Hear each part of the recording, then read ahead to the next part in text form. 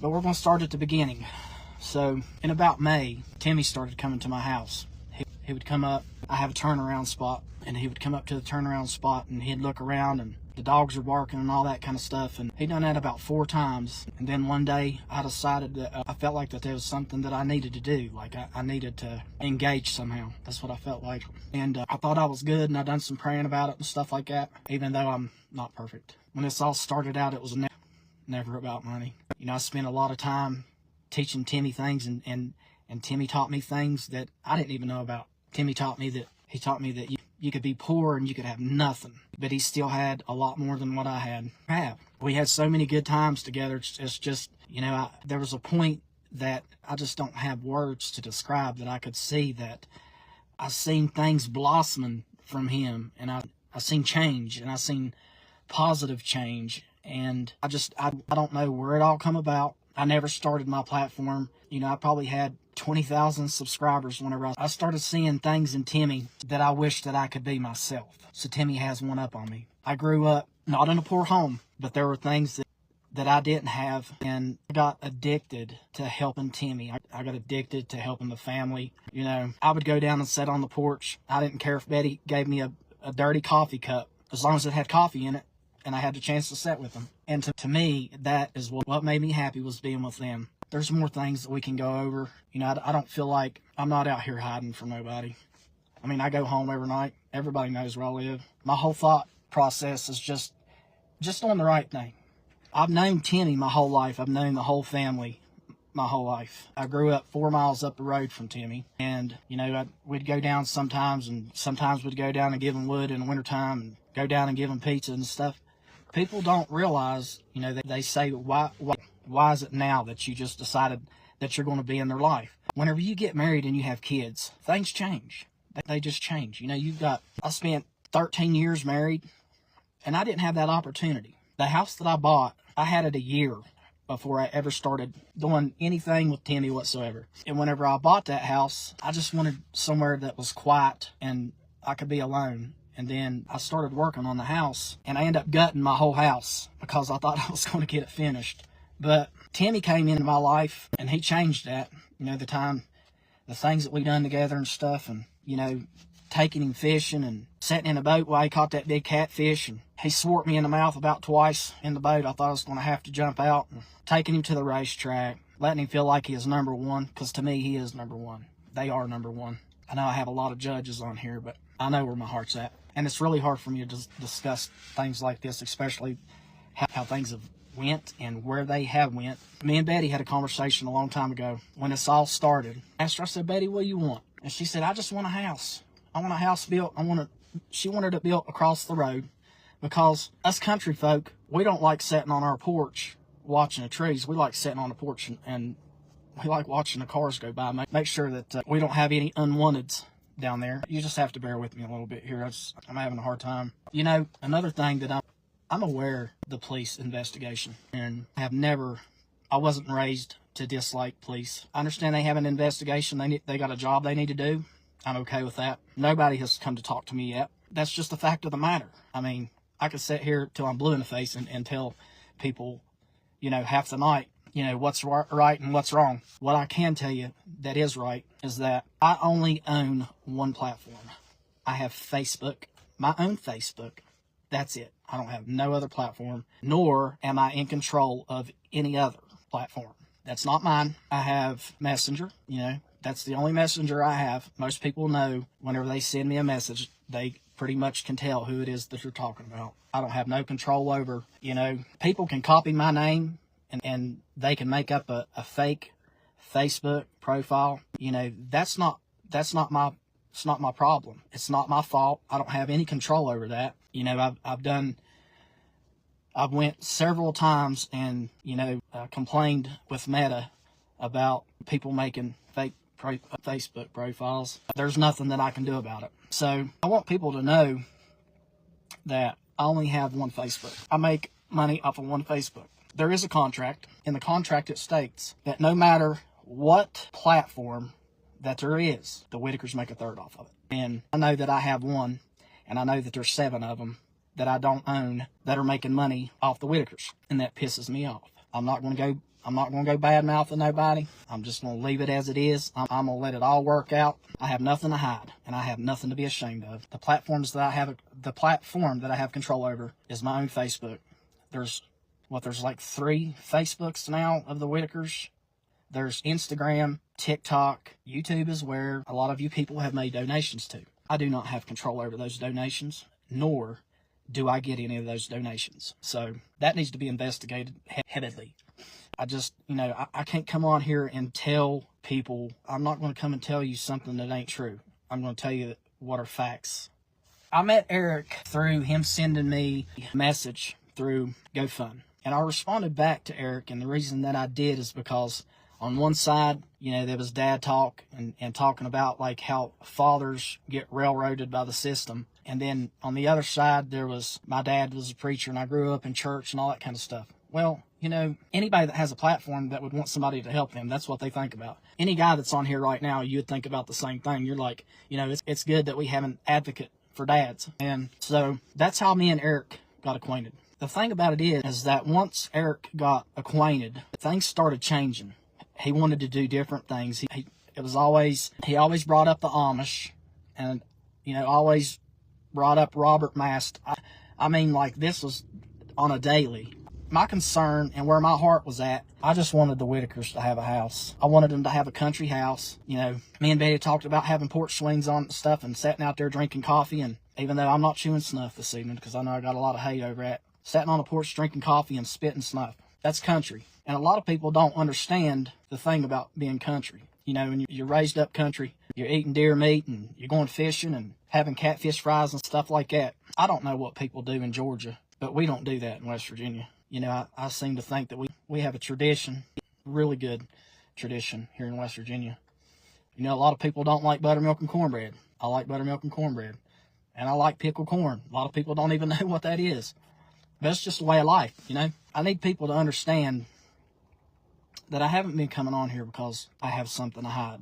I've not been coming on here because I'm emotionally distraught over what's taking place here. And I really learned to love the Whittakers. Really learned to love them. Betty, Ray, Lorraine, I get a lot of flack of why I didn't take Ray to that doctor's appointment. Ray didn't go to that doctor's appointment because I didn't have help with him. Ray will not get into a truck unless Betty is there or Kenny. Somebody's got to watch everybody, which is usually Kenny or Larry. That's what happened there. Another thing I want to touch base on, I hear a lot of people talk about Larry and how bad he is and all that kind of stuff. We all fall short. But there's nobody in this world that, even though his daughter is on drugs and stuff, nobody should ever have the option that it's either your daughter goes or we don't build you a house. So, it's kind of like a control tactic, and really went the direction that I didn't want it to go. And whenever I really seen the direction, whenever I broke my leg, and everybody thinks that I was drinking and broke my leg.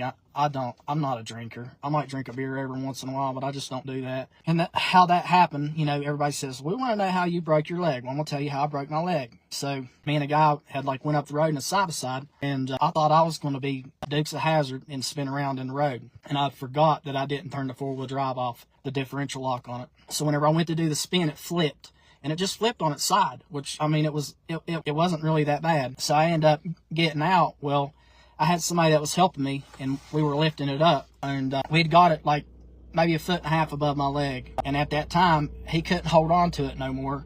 And whenever he let go of it, I was already in a squat. So the roll cage come down on top of my knee, and it shoved my knee to my foot. So that's how my leg broke. Whenever my leg broke is when all this changed, because I'd come home. I'd been home for a couple days. The next thing I know, I have somebody saying, why don't you come out here and stay at this Airbnb? I never thought nothing of it, I went and stayed at the Airbnb. Didn't think nothing else about it. So while I was staying at the Airbnb, this guy, art guy, and this Mast guy, Robert Mast, they end up coming in. The whole time that I was there, not one time did somebody say, hey, Patrick, I want you to meet these people. Or bring the people over to meet me. I found that to be very strange. Like there's a hidden agenda. So I stayed there, and whenever I left from being there, I went back home. Well, the next thing I know, 3 days later, after being home, the next thing I know that me and Timmy are hanging out and he sees the police go down the road. And as the police go down the road, what's going on? So Timmy goes down the road with his shoes on, and he comes back up the road screaming. I know everybody's watched the video. He come back up the road and he was screaming. It's just, I don't have no words for it. Just don't have no words for it. Something that was so simple. I mean, just like it was a simple plan that I had. I mean, we wasn't building a piano. We was building a box to put it in. A lot of people don't see that. It just makes me kind of like at a loss for words that, you know, just something that was so easy got distorted and turned around, and it's just like, it's like it just became all about views and all about money and stuff like that. I don't get it. I don't get it. Let's see here. I've kind of like got me a list here that I can go off of. So there is I don't know if I've already said this because my heart's here, but my head ain't. You know, there's a lot of content creators that are out there that are making money off the Whittakers. And one in particular that's a content creator that's making money off the Whittakers is going to donate his proceeds to something else other than the Whittakers. Don't you think if you're making money off the Whittakers, don't you think that money should go to the Whittakers? Who agrees with that? If you do, you're on the wrong page. We're going to go over a couple things now about Betty. Back last week, Betty come to my house because people were calling her house, threatening to kill her. And she come up to my house and stayed. And me and Betty had coffee every morning. Betty was taking care of her siblings for a long time. And nobody would have ever thought that 70 years sitting on a porch would end up to be one day of having 3 siblings gone. Why? Just why? I mean, could there have been a better turn of events? I mean, could have somebody said, listen, Betty, I know you may not understand, but this is what we need to do. We want to keep you with your family. We don't want to take your family away from you. You know, there's so many people out here that roots for the Whittakers and has rooted for the Whittakers that I'm sure that if somebody come in and said, Betty, you can't stay in that house with these siblings, and we have to get you help to take care of Ray and, you know, make sure that he's cleaned up and, you know, that he's just properly taken care of. If Betty had that option to her, if somebody would have gave her that option, we wouldn't be here today. We just wouldn't. I know a lot of people don't believe it, but I'm an advocate for them. And whatever it takes to get them back, that's what I'll do. Hell or high water. Don't matter to me. It's a bad feeling whenever you know that you get about 2 hours of sleep at night. Whenever you do wake up, your heart's in your stomach. It's just a bad feeling. I think we as people, and anybody that's watching this, I think we should go hand in hand and fix this situation. It happens all the time. There's too many people out here and too many followers, I'm sure, would like to see them together. It is not healthy for them to be not together. It's just not. You can't, just like I said, you can't take somebody that's spent 70 years sitting on a porch. Everything's happy. Timmy's outside with his collaring book, writing home and Timmy. You can't take all that and take it away from someone and expect them to be okay, because they're not. It's not right. I think maybe I just need to turn my platform into something different. There's really not more that I want to say other than I want to see them together. I want to see the Whittakers together. I want to see Timmy. I want to see Timmy.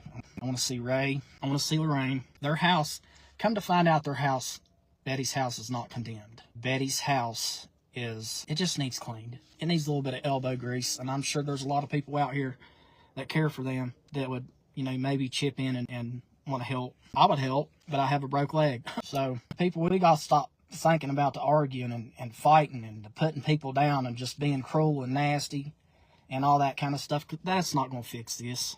That's not going to fix this. Everybody needs to join together. You need to join together. Put your stuff aside. Put your evil thoughts. Put all that aside. And say, hey, we're going to help the Whittakers. I'm sure that we all can devise a plan together to make this happen. It's about all I can do this evening, folks. And I'm sorry if you feel like that I've let you down, because I feel like I've let myself down. But I'm hoping that it'll get better. Just remember, if all of us get together and work on this together, we can make this work. There's too many opportunities out there, and there's too many, you know, like, there's just so much help for the Whittakers out there. And I just think that we need to keep our eyes on that and work on getting them home. And just, that's the focal point from here. If you're interested in doing such a thing and you would like to help, talking about with your hands, not with money. If you're interested in helping, contact me. I'm unlike everybody else that you probably message. You know, I'm pushing a bunch of followers, 300,000 followers. But you know what? If I get a chance and if you message me, I message you back. I'm all ears. So for tonight, that's all I've got to say. That's it. And I hope everybody has a good night.